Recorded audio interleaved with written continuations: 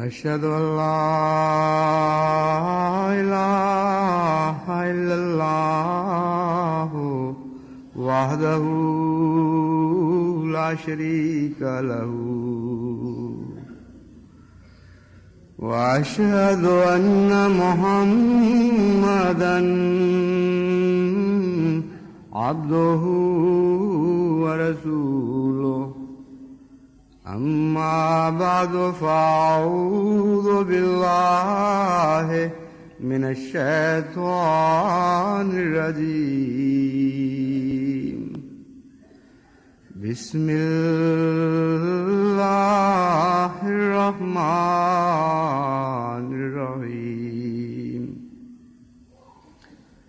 الحمد لله رب العالمين الرحمن الرحيم مالك يوم الدين إياك نعبد وإياك نستعين اهدنا الصراط المستقيم صراط الذين أنعمت عليهم غير المغضوب عليهم ولا الضالين يا أيها الذين آمنوا اجتنبوا كثيرا من الظن إن بعض الظن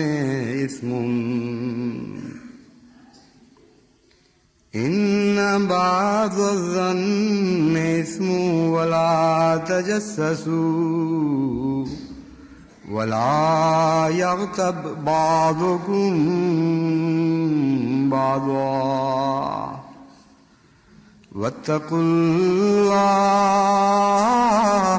إن الله تواب رحيم ولا تقف ما ليس لك به علم إن السمع والبصر والفؤاد كل أولئك كان عنه مسؤولا۔ خطبے سے پہلے میں یہ بتانا چاہتا ہوں کہ ابھی ایک صاحب پھلانگتے ہوئے صفوں کو آگے تک پہنچے، جو ممنوع ہے۔ حضرت صلی اللہ علیہ وآلہ وسلم نے اس کو ناپسند فرمایا ہے، سوائے اس کے کہ آگے جگہ خالی ہو اور بیچ میں سے بھی جگہیں خالی ہوں اور ان خالی جگہوں سے انسان گزر کے اگلی صف کو پورا کرے۔ جو پیچھے آنے والے ہیں ان کا یہ حق نہیں ہے کہ وہ آگے آنے والوں کو تکلیف دیں اور ان کے کندھوں پر سے گزرتے ہوئے اور کہیں ٹھوکریں مارتے ہوئے آگے آئیں۔ لیکن دوسرا پہلو جو ہے وہ اور بھی زیادہ قابل ذکر ہے کہ منتظمین نے کوئی ایسا انتظام نہیں کیا ہوا کہ اگر کوئی ایسی حرکت کرے تو بیچ میں بیٹھے ہوئے خدام جن کو معلوم ہو کہ ہمارا یہ کام ہے یا انصار بغیر آواز کے بغیر بولے ان کو روک دیں۔ اور یہ بہت اہم بات ہے، ایک منظم جماعت کے لیے ہمیشہ مستعد رہنا چاہیے اور اس قسم کی چھوٹی چھوٹی خامیوں کی طرف توجہ رکھنی چاہیے۔ گزشتہ خطبے میں نے اللہ تعالیٰ کی صفات عفو اور ستار سے متعلق بیان کرتے ہوئے یہ بتایا تھا کہ صفات باری تعالیٰ کا نظام ایک بہت ہی گہرا اور مربوط نظام ہے، اور ہر صفت ایک دوسری صفت سے ملتی ہے اور رفتہ رفتہ ایک صفت دوسری صفت میں تبدیل ہوتی چلی جاتی ہے، اور صفت کے ہر کنارے پر ایک اور صفت باری کا تعلق موجود رہتا ہے۔ اس کے برعکس ان صفات کے فقدان سے بعض بدیاں پیدا ہوتی ہیں، اور جس طرح صفات حسنہ کا آپس میں تعلق ہے، اسی طرح ان صفات سیئہ کا بھی آپس میں تعلق ہے۔ صفات باری تعالیٰ اگر کسی جگہ کو چھوڑ دیں تو وہاں ایک خلا پیدا ہوتا ہے، اور وہ خلا بدیوں سے بھرا جاتا ہے، جس طرح روشنی کے فقدان سے تاریکی وہاں پیدا ہو جاتی ہے۔ تو اس لیے اس بات کو پیش نظر رکھتے ہوئے الہی جماعتوں کا فرض ہے کہ وہ صفات باری تعالیٰ کی طرف بہت گہری توجہ دیں۔ وہی صفات جب انسان کے سانچوں میں ڈھلتی ہیں تو اخلاق حسنہ بن جاتی ہیں، اور جب وہ انسان ان سے محروم رہنا شروع ہو جاتا ہے تو وہ اخلاق سیئہ ہو جاتے ہیں۔ اس موقع پر میں نے عفو اور ستاری کے برعکس جو صفات سیئہ ہیں ان کو آج کے خطبے کے لیے موضوع بنایا ہے۔ عفو کا مطلب معاف کرنا بھی ہے، لیکن اس کے اصل معنی ہیں ایک چیز کو کلیتاً نظر انداز کر دینا، گویا وہ تھی ہی نہیں، کوئی گویا اس کا وجود ہی نہیں تھا۔ چنانچہ حضرت صلی اللہ علیہ وآلہ وسلم نے جو عفو کے معنی فرمائے ہیں ان میں یہی مفہوم ملتا ہے، اور اللہ تعالیٰ کو حیادار قرار دیا، بے حد حیا کرنے والا۔ وہ گناہ کرتے ہوئے بندوں پر نظر رکھتے ہوئے بھی ایسا سلوک فرماتا ہے جیسے اس نے کچھ دیکھا ہی نہیں۔ اس نظر کی حیا کا نام دراصل عفو ہے، اور ایسے شخص کو عفو کہتے ہیں۔ جس شخص میں عفو نہیں ہوتا وہ اس میں دو بیماریاں پیدا ہوتی ہیں۔ جس طرح عفو کے نتیجے میں ستاری پیدا ہوتی ہے، جو خود کسی بندے سے عفو کا سلوک کرے اس کی فطرت کے خلاف ہے کہ وہ اس کی بدیاں لوگوں تک پہنچائے۔ وہ تو اتنا شرماتا ہے کہ اپنے تک بھی وہ بدیاں نہیں پہنچنے دیتا، علم سے خود شرما جاتا ہے، کیسے ممکن ہے کہ وہ دوسروں تک ان بدیوں کو پہنچائے۔ تو عفو کے نتیجے میں ستاری پیدا ہوتی ہے، اور عفو کے فقدان کے نتیجے میں دو بدیاں پیدا ہوتی ہیں براہ راست، اور ایک ستاری کے فقدان کے نتیجے میں پیدا ہوتی ہے۔ عفو اگر نہ ہو تو سب سے پہلے ظن اس کی جگہ لے لیتا ہے، یعنی جو برائیاں نظر نہیں آ رہی ان میں بھی انسان ظن شروع کر دیتا ہے کہ یہ بھی ہو، کیونکہ برائی دیکھنے کا شوق ہوتا ہے، چسکا ہوتا ہے، لطف آتا ہے کسی کی بدیاں دیکھنے کا۔ تو جب وہ بدیاں نظر نہیں آتی تو عادت جو گندی پڑ چکی ہے، یہ چسکا تو پورا کرنا ہے، پھر وہ ظن کے ذریعے پورا کیا جاتا ہے کہ ہاں یہ نظر تو نہیں آئی لیکن ہوگی ضرور، اس کے پیچھے ضرور کوئی خرابی موجود ہے جو مجھے نظر نہیں آئی۔ اور ظن پھر جنم دیتا ہے تجسس کو۔ آگے بڑھ کر انسان کہتا ہے اچھا نظر نہیں آئی، ہوگی تو ضرور، تو کیوں نہ میں تلاش کروں، کھوج نکالوں۔ اور ایسے لوگ دوسروں کی بدیاں تلاش کرنے میں اپنی عمر عزیز ضائع کر دیتے ہیں۔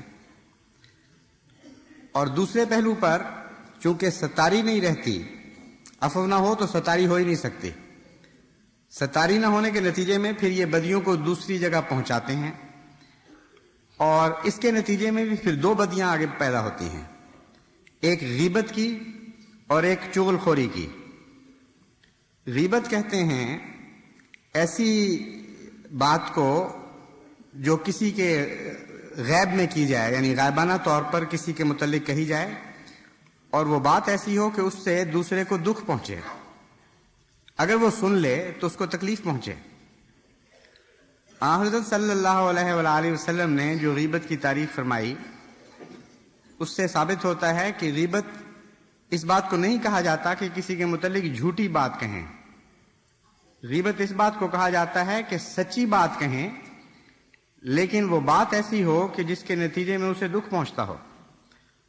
اگر غائبانہ کی جائے تو اس کا نام غیبت ہے، اور اگر موجودگی میں کی جائے تو اس کا نام دل آزاری ہے۔ حضرت مسیح موعود علیہ الصلوۃ والسلام اس بارے میں لکھتے ہیں کہ بعض لوگوں کا خیال ہے کہ غیبت کرنا تو برا ہے، یعنی غائبانہ بات نہیں کرنی چاہیے۔ جب ان سے پوچھا جائے تو وہ کہہ دیتے ہیں میں تو اس کے منہ پر بھی کر سکتا ہوں۔ تو فرمایا ایک اور بدی کرو گے، پہلے تو غیبت کر رہے تھے اب دل آزاری بھی کرو گے۔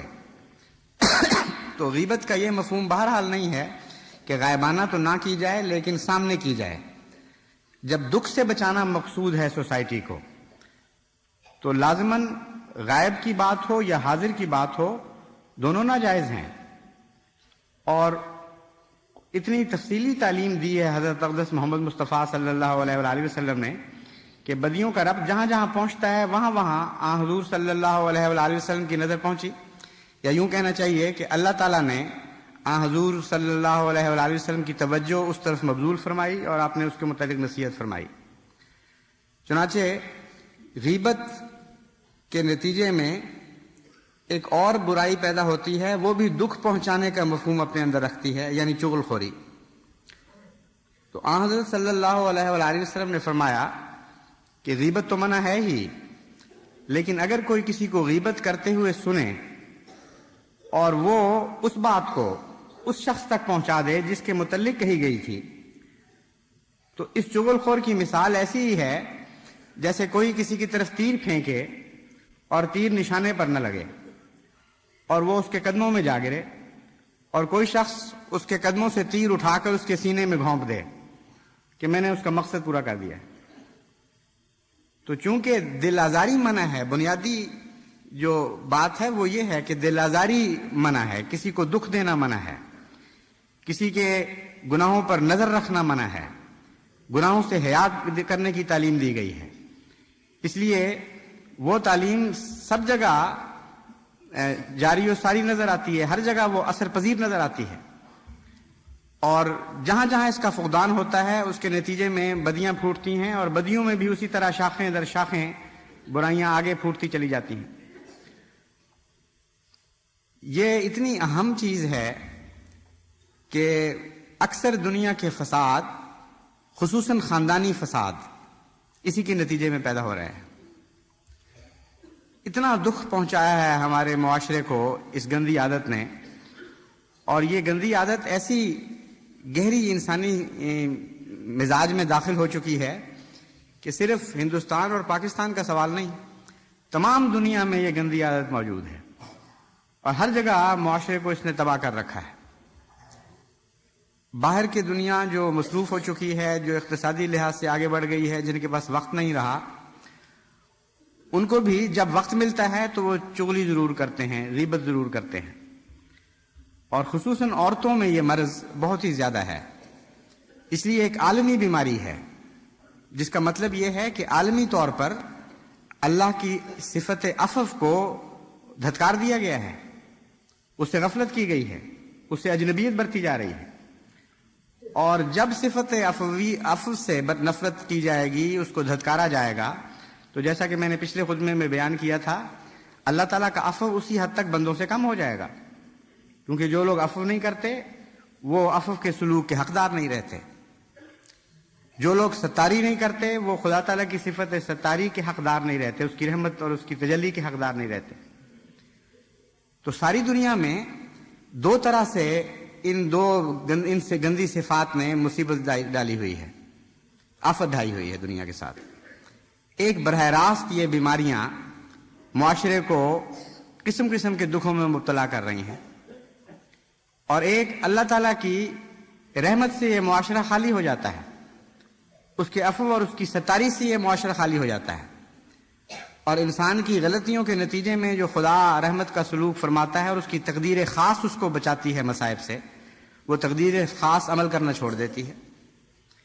اس لیے بہت ہی اہمیت دینی چاہیے جماعت کو ان باتوں کی طرف. آن حضرت صلی اللہ علیہ وآلہ وسلم نے جو غیبت کے متعلق تعلیم دی اور اس سے ملتی جلتی برائیوں کے متعلق چند احادیث کا میں نے انتخاب کیا ہے تاکہ حضور اکرم صلی اللہ علیہ وآلہ وسلم کے مبارک الفاظ میں ہی جماعت کو نصیحت کروں. ایک مرتبہ حضور اکرم صلی اللہ علیہ وآلہ وسلم نے صحابہ سے پوچھا کہ جانتے ہو غیبت کیا ہوتی ہے؟ صحابہ نے عرض کیا کہ اللہ اور اس کے رسول ہی بہتر جانتے ہیں. فرمایا تو اپنے بھائی کا اس انداز سے ذکر کرے جسے وہ پسند نہیں کرتا. عرض کیا گیا کہ حضور کا کیا خیال ہے کہ اگر وہ بات جو میں نے کہی ہے میرے بھائی میں پائی جاتی ہو؟ تو آپ نے فرمایا کہ اگر وہ بات جو تو نے کہی ہے تیرے بھائی میں موجود ہے تو تو نے اس کی غیبت کی ہے، اگر موجود نہیں تو تو نے تو اس پر بہتان باندھا ہے۔ اس لیے بہتان اور غیبت کا فرق ملحوظ رکھیں ہمیشہ۔ غیبت جھوٹی بات کو نہیں کہتے، غیبت سچی بات کو کہتے ہیں، لیکن وہ سچی بات جو دکھ دینے والی ہو۔ اس ضمن میں بسا اوقات آپس کی بحث کے دوران آپ یہ فقرہ بھی سنیں گے دو لڑنے والوں کے درمیان کہ میں جھوٹ بولوں، جو میں نے سچی بات ہے وہ منہ پہ کہہ دی ہے، میری عادت ہے میں بڑا صاف گو ہوں اور سچی بات منہ پہ مارتا ہوں۔ ایسے صاف گو پر خدا تعالیٰ کے رسول نے لعنت ڈالی ہوئی ہے اور فرمایا ہے کہ خدا تعالیٰ کا عذاب اس کو پکڑ لے گا، اور بڑی سخت تحذیر فرمائی ہے، بڑی سخت اس کے متعلق انذار کی پیشگوئی کی ہے اور نقشہ کھینچا ہے کہ ایسے صاف گو لوگوں سے قیامت کے دن کیا سلوک ہوگا۔ تو سچ کا یہ مطلب، یہ تصور بالکل جھوٹا اور باطل اور جاہلانہ تصور ہے کہ جو بات دکھ پہنچانے والی ہو کسی کے منہ پہ ماری جائے۔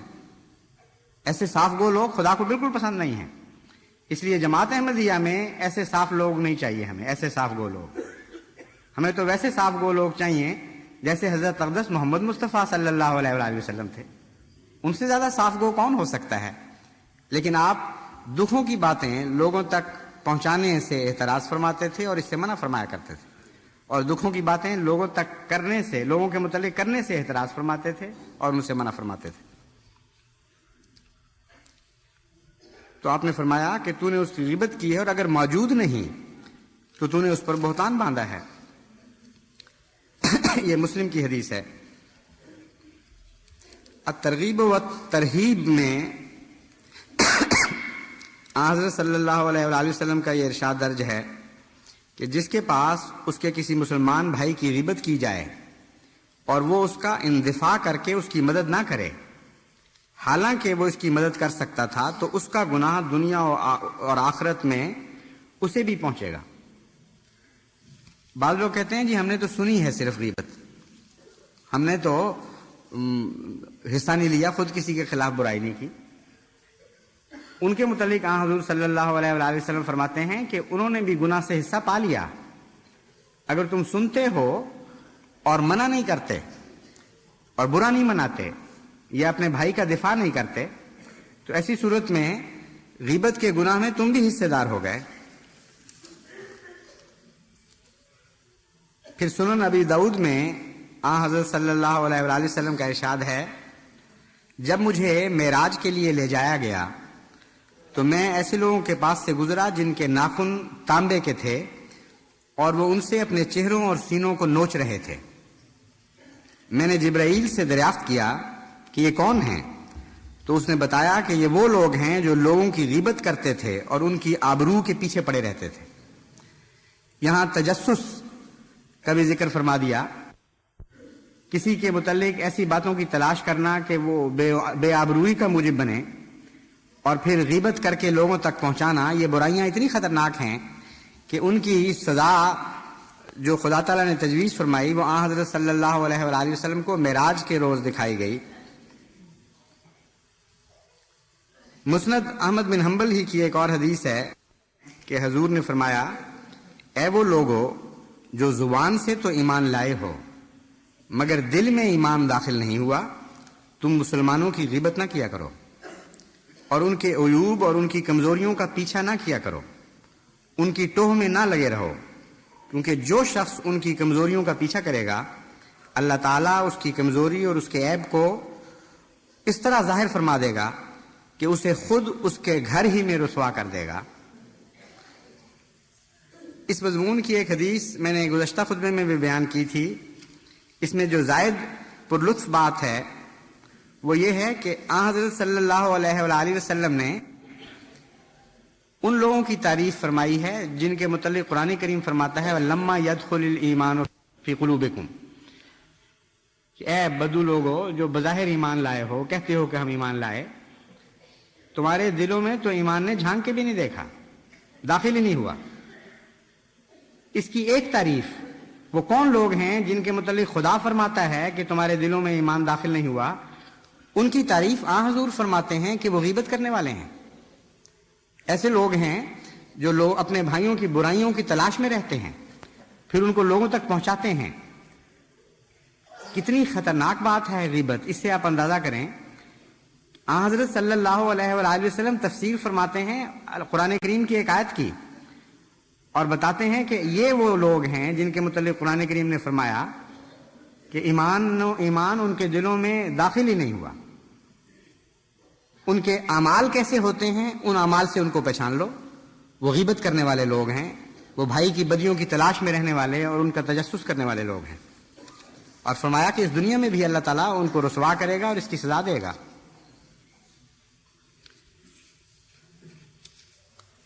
پھر حضور صلی اللہ علیہ وآلہ وسلم نے ایک موقع پر فرمایا، یہ صحیح مسلم کی حدیث ہے، کہ ایک دوسرے سے حسد نہ کرو، ایک دوسرے کی ضد میں قیمتیں نہ بڑھاؤ، ایک دوسرے سے بغض نہ رکھو، ایک دوسرے کی پیٹھ پیچھے برائی نہ بیان کرو، کسی کے سودے پر سودا نہ کرو، ایک دوسرے کے بھائی رہ کر اللہ کے بندے بنو. مسلمان کا بھائی ہے، نہ تو وہ اس پر ظلم کرتا ہے، نہ اسے بے یار و مددگار چھوڑتا ہے، نہ اس کی توہین کرتا ہے. تقوی کا مقام دل ہے. آپ نے سینے کی طرف اشارہ کرتے ہوئے 3 بار فرمایا انسان کی شر اور اس کی بدبختی کے لیے یہی کافی ہے کہ وہ اپنے بھائی کو حقارت سے دیکھے. ہر مسلمان پر حرام ہے کہ وہ کسی مسلمان کا خون بہائے یا اس کا مال ضائع کرے یا اس کی آبرو ریزی کرے.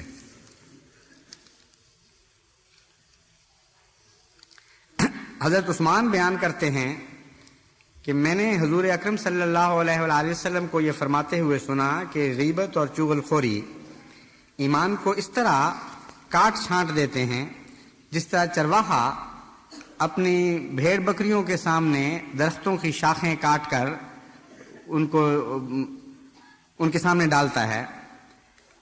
آپ نے اگر دیکھا ہو ایسا درخت جس کو چرواہے نے کاٹ کر بھیڑ بکریوں کے سامنے ڈالا ہو تو اس سے آپ کو اندازہ ہوگا کہ حضرت صلی اللہ علیہ وآلہ وسلم کیا بیان فرما رہے ہیں. ایک دفعہ سندھ میں اپنے زمین کے دورے پر گیا تو میں حیران رہ گیا دیکھ کر کہ جو ارد گرد باڑوں کے طور پر درخت تھے وہ پہچانے نہیں جاتے تھے. شاخیں بری طرح کٹی ہوئی، عجیب بے رونقی کا عالم تھا. یوں لگتا تھا جیسے کوئی وبال پھر گیا ہے ان کے اوپر. تو میں نے مینیجر سے پوچھا کہ یہ کیا ہوا ان درختوں کو؟ یہ تو لگتا ہے کہ ان پہ قیامت ٹوٹ گئی ہے اور فصلیں ٹھیک ٹھاک ہیں. تو اس نے بتایا کہ میں نے چرواہوں کے پاس ان کو اس طرح اس شرط پر بیچا تھا کہ تنے باقی رہ جائیں اور سبزی اس کی اتار لیں. تو سبزی کے ساتھ وہ ٹہنیاں بھی وہ اتار کے لے گئے. اس طرح چرواہے کرتے ہیں درختوں کے ساتھ جب ان کو موقع مل جائے. تو حضرت صلی اللہ علیہ وآلہ وسلم نے یہ نقشہ کھینچا کہ جو غیبت کرنے والے اور چغل خوری کرنے والے لوگ ہیں وہ اپنے ایمانوں کے ساتھ یہ سلوک کرتے ہیں. اور پھر اس کی تفصیل ایک اور جگہ اس طرح بیان فرمائی کہ انسان اپنے اعمال نامہ کو قیامت کے دن کھلا ہوا لائے گا اور عرض کرے گا کہ اے میرے رب، میری فلاں نیکیاں کہاں گئیں؟ وہ بھی تو میں نے کی تھی. جس طرح آپ اپنا بہی کھاتا دیکھتے ہیں، چیک کرتے ہیں، تو جو اس کو کھاتا ملے گا اعمال کا وہ اس میں بہت سی اپنی خوبیاں، بہت سی نیکیاں درج شدہ نہیں پائے گا. تو اپنے رب سے عرض کرے گا کہ یا اللہ مجھے تو یاد ہے میں نے یہ بھی کیا تھا، وہ بھی کیا تھا، ان کا تو کوئی ذکر نہیں ہے. تو اللہ تعالیٰ اس کا جواب دے گا وہ تو تیری طرف سے لوگوں کی غیبت کرنے کے نتیجے میں مٹا دی گئی تھی. کیسی پیاری مثال دی ہے حضور اکرم صلی اللہ علیہ وآلہ وسلم نے کہ جس طرح چرواہا درختوں کے ساتھ سلوک کرتا ہے بھیڑ بکریوں کو ڈالنے کے لیے، وہی غیبت کرنے والے اپنے ایمانوں کے ساتھ سلوک کرتے ہیں. ان میں سبزی اور رونق نہیں رہتی. اگتی تو ہیں شاخیں لیکن وہ کاٹ کر پھینک دی جاتی ہیں. اسی طرح اپنے ہاتھ سے یہ لوگ اپنی نیکیوں کو تباہ کر لیتے ہیں. پھر حضرت ابن عباس کی مشکات میں یہ روایت درج ہے کہ 2 آدمیوں نے ظہر یا عصر کی نماز ادا کی. وہ دونوں روزہ دار تھے. جب حضور نماز ادا فرما چکے تو آپ نے ان دونوں کو مخاطب کر کے فرمایا اپنا وضو دوبارہ کرو اور نماز پڑھو، اور یہ روزہ بھی پورا کرو اور اس کے عوض ایک اور روزہ بھی رکھو. انہوں نے عرض کیا یا رسول اللہ یہ کیوں؟ فرمایا تم نے فلاں کی غیبت کی ہے. اب جو قیامت کے دن جو خدا سلوک فرمائے گا وہ دنیا میں کس طرح رونما ہو رہا ہوتا ہے واقعہ इसका नक्शा हज़रत सल्लल्लाहु अलैहि वसल्लम ने खींच दिया। हदीस के मुतालिया से पता चलता है कि इतना मरबूत मजमून है, और हदीस की सेहत के लिए ये अंदरूनी गवाही सबसे कवी गवाही है कि हज़रत अक़दस मोहम्मद मुस्तफ़ा सल्लल्लाहु अलैहि वसल्लम के इरशादात एक दूसरे को तक़वियत देते हैं, एक दूसरे से राब्ता रखते हैं। एक बड़ा गहरा मजमून है नज़्म व ज़ब्त का, और किसी और गवाही की ज़रूरत नहीं। कलाम नबवी पहचाना जाता है अपनी शक्ल सूरत से, अपनी अंदरूनी और बैरूनी खूबियों से। तो देखिए किस तरह सारा मजमून एक दूसरे के साथ मिलता चला जा रहा है।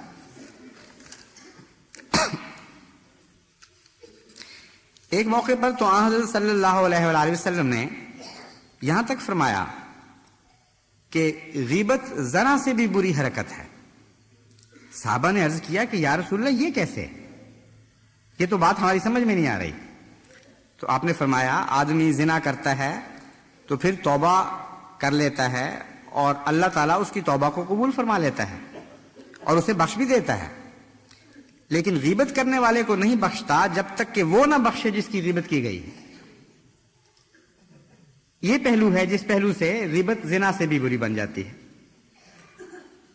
इंसान का वास्ता सिर्फ रब से रहे तो उसको कोई खौफ नहीं है। इतना खौफ एक मानों में तो सिर्फ अल्लाह ही का है, लेकिन वो रहम करने वाला, इतना बख्शने वाला है कि इंसान अपने रब से रहम और बख्शिश की बहुत ज्यादा उम्मीद रख सकता है बनिस्बत एक इंसान के।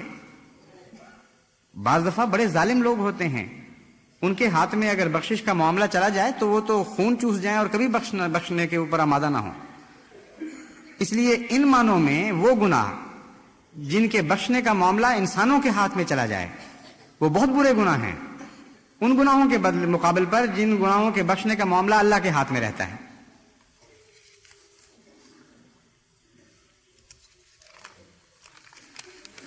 अब एक सवाल ये पैदा होता है कि जो लोग गीबत कर बैठे हैं बड़ी कसरत के साथ और रोज करते हैं और बतौर चूरन इस्तेमाल किया जाता है गीबत को, उनके लिए अब कफारा क्या है? हज़रत सल्लल्लाहु अलैहि वसल्लम ने इस मौजू पे क्या रोशनी डाली है? तो हुज़ूर फरमाते हैं, ये मिशकातुल मसाबीह की से हदीस ली गई है और उन्होंने बहकी से ली है आगे, कि हज़रत अनस ने बयान किया कि हज़रत सल्लल्लाहु अलैहि वसल्लम ने फरमाया कि गीबत का कफ़ारा ये है कि तू उस शख्स के लिए बख्शिश तलब करे जिसकी तूने गीबत की है और उसके लिए दुआ मांगता रहे, अल्लाहुम्मा अग़फ़िर लना वलहू। बाकी उम्र अगर गीबत के बद असरात से बचना है तो फिर उसके लिए दुआ की तरफ मुतवज्जे हों।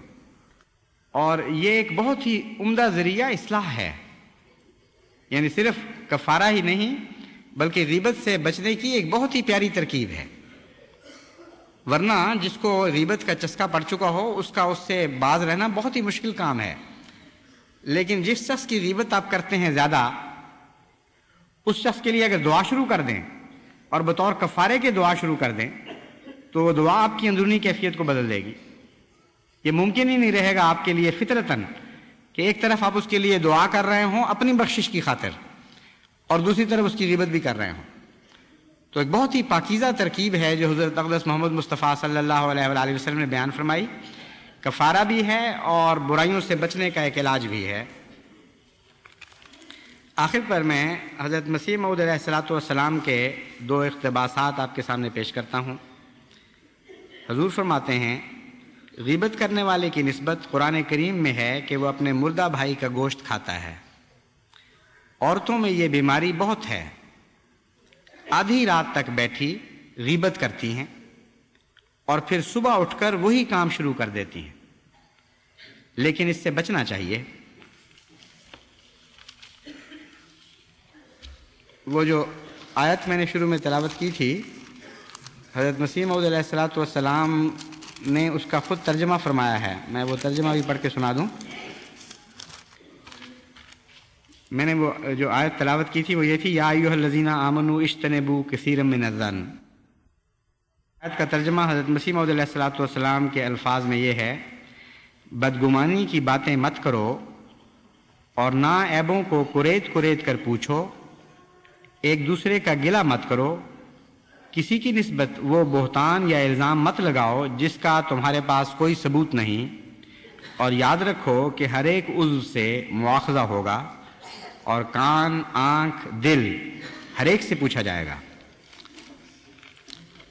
حضرت مسیح موعود علیہ الصلوۃ والسلام فرماتے ہیں دل تو اللہ تعالیٰ کی صندوقچی ہوتا ہے اور اس کی کنجی اس کے پاس ہوتی ہے، کسی کو کیا خبر کہ اس کے اندر کیا ہے، تو خواہ اپنے آپ کو گناہ میں ڈالنا کیا فائدہ۔ حدیث شریف میں آیا ہے کہ ایک شخص بڑا گناہ گار ہوگا، خدا تعالیٰ اس کو کہے گا کہ میرے قریب ہو جا، یہاں تک کہ اس کے اور لوگوں کے درمیان اپنے ہاتھ سے پردہ کر دے گا اور اس سے پوچھے گا کہ تو نے فلاں گناہ کیا، لیکن چھوٹے چھوٹے گناہ گنائے گا۔ وہ کہے گا ہاں یہ گناہ مجھ سے ہوئے ہیں یا میرے اللہ یہ گناہ بھی مجھ سے ہوئے ہیں۔ تو خدا تعالیٰ فرمائے گا کہ اچھا آج کے دن میں نے تیرے سب گناہ معاف کیے اور ہر ایک گناہ کے بدلے 10 نیکیوں کا ثواب دیا۔ تب وہ بندہ سوچے گا کہ جب ان چھوٹے چھوٹے گناہوں کا 10 نیکیوں کا ثواب ملا ہے تو بڑے بڑے گناہوں کا تو بہت ہی ثواب ملے گا۔ یہ سوچ کر وہ بندہ خود ہی اپنے بڑے بڑے گناہ گنائے گا کہ اے خدا میں نے تو یہ گناہ بھی کیا تھا اور یہ گناہ بھی کیا تھا اور یہ بھی کیا تھا۔ تب اللہ تعالیٰ اس کی بات سن کر ہنسے گا اور فرمائے گا کہ دیکھو میری مہربانی کی وجہ سے یہ بندہ ایسا دلیر ہو گیا ہے کہ اپنے گناہ خود ہی بتلاتا ہے۔ پھر اسے حکم دے گا کہ جا بہشت کے 8 دروازوں میں سے جس سے تیری طبیعت چاہے داخل ہو جا۔ تو کیا خبر ہے کہ خدا تعالیٰ کا اس سے کیا سلوک ہے یا اس کے دل میں کیا ہے۔ اس لیے غیبت کرنے سے بکلی پرہیز کرنا چاہیے۔ یہ جو حدیث ہے اس سے پہلے ایک اور روایت سے بھی آئی ہے مختلف الفاظ کے ساتھ، اور وہاں بھی آن حضرت صلی اللہ علیہ وآلہ وسلم نے ستاری سے قائم کیا تھا اس کا تعلق۔ فرمایا تھا جو شخص دنیا میں ستاری سے پیش آتا ہے اور لوگوں کے گناہوں کا ذکر نہیں کرتا دوسروں سے اور پردہ پوشی سے کام لیتا ہے، اس کے ساتھ خدا یہ سلوک فرمائے گا۔ ایک اور حدیث میں ایک اور طرح یہی روایت بیان ہوئی ہے، یہی مضمون ایک اور طریق پر بیان ہوا ہے۔ حضرت مسیح موعود علیہ الصلوۃ والسلام نے وہ مضمون پیش نظر رکھا، اور آخر پر غیبت کا مضمون اس سے باندھا ہے بڑے عجیب طریق پر۔ آپ کا منشاء مبارک یہ ہے کہ اللہ تعالیٰ کا دلوں سے اپنا ایک تعلق اور ایک سلوک ہے، اور وہ دلوں کی اندرونی کیفیات کو جانتا ہے۔ تمہیں بسا اوقات ایک انسان کے گناہ تو نظر آ جاتے ہیں، لیکن تمہیں یہ پتہ نہیں کہ وہ گناہ گار آدمی اپنے دل میں کیا کیا محبتیں اپنے رب سے رکھتا ہے اور کیا کیا عاجزی کرتا ہے، اور کس کس طرح پیار سے اس کی رحمت کے قدم چومتا ہے اور عرض کرتا رہتا ہے کہ اے خدا مجھ سے عفو کا سلوک فرما۔ تو دلوں کے مالک تم نہیں ہو، دلوں کا مالک رب العالمین ہے، جو عفو ہے، جو ستار ہے، جو غفور ہے، جو رحیم ہے۔ وہ بعض دفعہ ایسے گناہ گار لوگوں کے دلوں کے پر نظر رکھتے ہوئے ان کی بعض مخفی خوبیوں پر نگاہ کرتے ہوئے یہ فیصلہ بھی فرما لیتا ہے کہ ان کی نیکیوں ہی کا نہیں، ان کی بدیوں کا بھی میں اجر دوں گا اور اچھا اجر دوں گا، اور تم اپنی بدبختی میں اس کے متعلق بری باتیں کہتے رہتے ہو، برے برے لفظ بولتے رہتے ہو، اس کے متعلق دل آزاری کی کوشش کرتے رہتے ہو۔ تو جس دل پر خدا کی ایسی پیار کی نظر بھی پڑ سکتی ہے، کیوں تم گناہ میں ملوث ہو کر اس دل کے متعلق بری باتیں کہتے ہو۔ یہ ہے معرفت کا نقطہ جس کو حضرت مسیح موعود علیہ السلام نے بیان فرمایا، اگرچہ بظاہر یہ بے جوڑ بات نظر آتی ہے جو سرسری نظر سے اس بات کو دیکھے کہ اس مضمون کا غیبت سے کیا تعلق ہے۔ اس لیے جماعت احمدیہ کو ان باریک باتوں پر نظر رکھنا چاہیے۔ جو خوف سے ڈرنے والے لوگ ہیں ان کے لیے وہ حدیث کافی ہے کہ قیامت کے دن ان لوگوں سے کیا سلوک ہوگا، اور جو نرمی اور محبت اور پیار سے ماننے والے لوگ ہیں وہ ان باتوں پر نگاہ کریں۔ ہم تو اللہ تعالیٰ کی رحمت کے بھوکے اور اس کے فقیر ہیں، اور کوئی انسان نہیں ہے بڑے سے بڑے اعمال والا بھی جو اللہ تعالیٰ کی رحمت سے مستغنی ہو سکے، اس کی بخشش سے مستغنی ہو سکے۔ اس لیے ان باتوں پر نظر کر کے ہی ان بدیوں سے باز رہنے کی کوشش کریں، ان کو چھوٹا نہ سمجھیں۔ عہد بیت میں بھی یہ بات داخل ہے کہ میں غیبت نہیں کروں گا، میں بدظنی نہیں کروں گا، لیکن کچھ ایسا چسکا ہے، ایسی مصیبت ہے یہ بیماری کہ گھر گھر میں سینے سینے میں داخل ہوئی ہے، اور اتنی عادت ہے خصوصاً عورتوں میں کہ وہ برداشت نہیں ہوتا ان سے کہ کسی کی بھی برائی دیکھیں یا سنیں اور وہ آگے نہ پہنچائیں.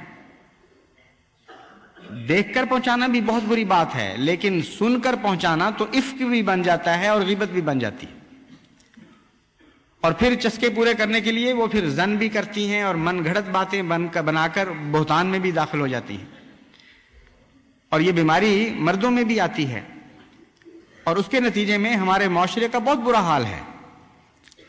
اور جیسا کہ میں نے بیان کیا ہے، قرآن کریم سے ثابت ہے کہ یہ بیماریاں قومی شکلیں بھی اختیار کریں گی، اور جب یہ قومی شکلیں اختیار کر جائیں گی اور قوموں کے تعلقات میں داخل ہو جائیں گی تو پھر انسان کی ہلاکت کا سامان کیا جائے گا. اور تمام دنیا میں نہایت ہی ہولناک آلات کے ساتھ جنگ لڑی جائے گی جو خوفناک آگ کی شکل میں دنیا پر لپکے گی اور دنیا کو تباہ و برباد کر دے گی. اور اس بد انجام کا تعلق اللہ تعالیٰ نے غیبت اور چغل خوری اور دل آزاری کے ساتھ رکھ دیا ہے. تو اس لیے کوئی معمولی بات نہ اس کو سمجھیں کہ کیا فرق پڑتا ہے، ذرا تھوڑا سا لطف اٹھا لیا چند باتیں کسی کے متعلق کہہ کر. یہ انفرادی بیماریاں قومی بن جاتی ہیں، معاشرتی بن جاتی ہیں، پھر آگے پھیل کر بین الاقوامی تعلقات میں داخل ہو جاتی ہیں جیسا کہ اب ہو چکی ہیں. اور اس کے نتیجے میں اللہ تعالیٰ فرماتا ہے کہ پھر وہ ایٹم بم ایجاد ہوگا جس کے متعلق ایک پوری صورت موجود ہے قرآن کریم میں، مختصر لیکن بڑی تفصیل سے اس کا ذکر کرنے والی. تو اس لیے آپ کو بہت ہی مضبوط ارادے کے ساتھ اور قوی فیصلے کے ساتھ ان بدیوں کے خلاف جہاد کرنا چاہیے. شروع میں بہت تکلیف ہوگی کیونکہ عادت گندی سے گندی چیز کی بھی ہو، جب وہ عادت پوری نہ ہو تو انسان کو تکلیف پہنچتی ہے. آپ حیران ہوتے ہیں یہ افیمیوں کو کیا ہو گیا ہے، کیا بےہودہ سی چیز ہے، کڑوی گندی مکروہ سی چیز، اور آتے ہیں اس کے نتیجے میں بگڑنے والی، لیکن مرتے جاتے ہیں افیم کے بغیر. تو عادت کسی چیز کی ہو، گندی سے گندی چیز کی بھی ہو، جب وہ عادت چھٹتی ہے تو بڑا تکلیف کا زمانہ ہوتا ہے. اس لیے میں جانتا ہوں کہ تکلیف ہوگی سب کو شروع میں، لیکن اس تکلیف کا علاج آن حضرت صلی اللہ علیہ وآلہ وسلم نے بیان فرما دیا ہے. جب غیبت کو دل چاہے تو اپنے بھائیوں کی برائی کرنے کی بجائے ان کے لیے دعا کیا کریں، اور دعا ایک لذت بخشے گی آپ کو. اس دعا کے نتیجے میں آپ کے اندر عظمت کردار پیدا ہوگی، آپ کے دل کو تسکین حاصل ہوگی. اور چونکہ خلا نہیں رہ سکتا، صرف بدی کو دور کرنا کوئی حقیقت نہیں رکھتا، اس لیے حضرت اقدس محمد مصطفیٰ صلی اللہ علیہ وآلہ وسلم کے فرمان کے مطابق دعاؤں کے ذریعے ان بدیوں کو دور کریں، اور ان بھائیوں کے لیے دعا کے ذریعے بدیوں کو دور کریں جن بھائیوں کو آپ کی زبانیں اور آپ کے زن نقصان پہنچاتے ہیں. اللہ تعالیٰ رحم فرمائے. میں نے تو یہاں تک دیکھا ہے کہ جس شخص کے ہاتھ پر یہ بیعت کی جاتی ہے کہ میں بدزنی نہیں کروں گا، میں غیبت نہیں کروں گا، بہت سے بدقسمت اس شخص کو بھی بدزنی اور غیبت سے الگ نہیں رکھتے. چھوٹی چھوٹی آزمائشوں میں پڑھ کر بھی بدزنی شروع کر دیتے ہیں. کوئی مقدمے کا فیصلہ ہو تو کہنے لگ جاتے ہیں کہ اس نے یک طرفہ بات سنی ہے اس لیے یہ فیصلہ ہمارے خلاف دے دیا، فلاں خاندان سے تعلقات تھے اس لیے اس نے ہمارے خلاف یہ فیصلہ دے دیا. تو یہ ایسی بلا ہے بدزنی کہ جس ہاتھ پر بیعت کی جاتی ہے کہ ہم بدزنی نہیں کریں گے اور غیبت نہیں کریں گے، اسی ہاتھ کو بدزنی کے چاقوں سے کاٹا جاتا ہے. تو اس لیے بہت مستعد ہونے کی ضرورت ہے اور بہت دعاؤں کی ضرورت ہے. ایک مہم کا عالمی سطح پر جماعت کو آغاز کر دینا چاہیے کہ ہم غیبت نہیں کریں گے اور بدزنی نہیں کریں گے اور تجسس نہیں کریں گے. اللہ تعالی ہمیں اس کی توفیق عطا فرمائے.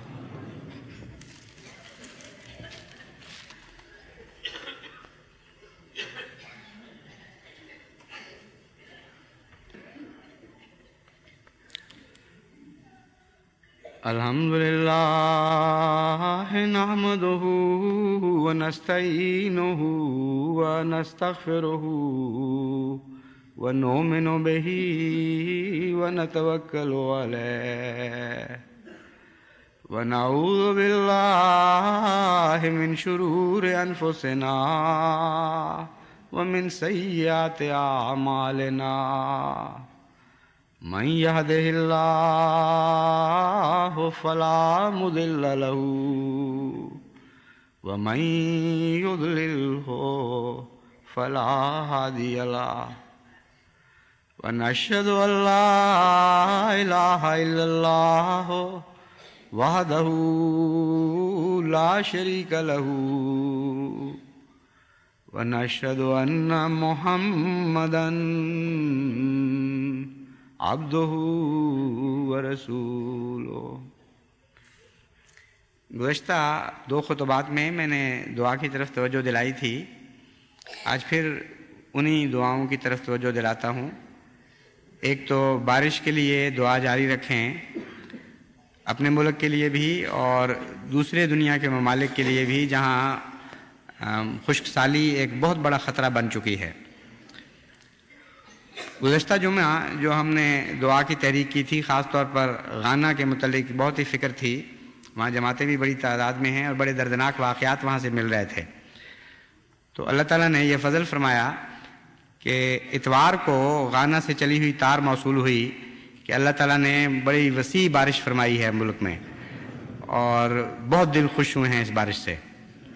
تو ہم بھی ان کی خوشی میں شریک ہیں اور جن ملکوں میں ابھی بارش نہیں ہوئی ان کے متعلق دعا جاری رکھیں. اسی طرح عربوں کے متعلق بھی خاص طور پر دعا جاری رکھیں کہ بہت ہی پیار اور محبت ہونی چاہیے عرب قوم کے لیے، کیونکہ حضرت صلی اللہ علیہ وآلہ وسلم اس قوم سے تشریف لائے. اگر سچا عشق ہو حضور اکرم صلی اللہ علیہ وآلہ وسلم سے تو آپ کی قوم سے تو محبت ایک طبیعی بات ہے، فطرتی عمل ہے. کہتے ہیں لیلا کے کتے سے بھی مجنوں کو پیار تھا. تو حضرت محمد مصطفیٰ صلی اللہ علیہ وآلہ وسلم کی ہم قوموں سے ہمیں پیار نہ ہو، یہ ہو ہی نہیں سکتا. اس لیے عربوں کے لیے بالخصوص بہت درد سے دعائیں کرتے رہیں. اللہ تعالیٰ اپنے فضل سے حالات بدل دے اور ان کی طرف سے ہم خوشیوں کی خبریں پائیں. عباد اللہ رحمکم اللہ ان اللہ یامر بالعدل والاحسان وایتاء ذی القربی وَيَنْهَى عَنِ الْفَحْشَاءِ وَالْمُنْكَرِ وَالْبَغْيِ يَعِظُكُمْ لَعَلَّكُمْ تَذَكَّرُونَ. اذْكُرُوا اللَّهَ يَذْكُرْكُمْ وَادْعُوهُ يَسْتَجِبْ لَكُمْ وَلَذِكْرُ اللَّهِ أَكْبَرُ.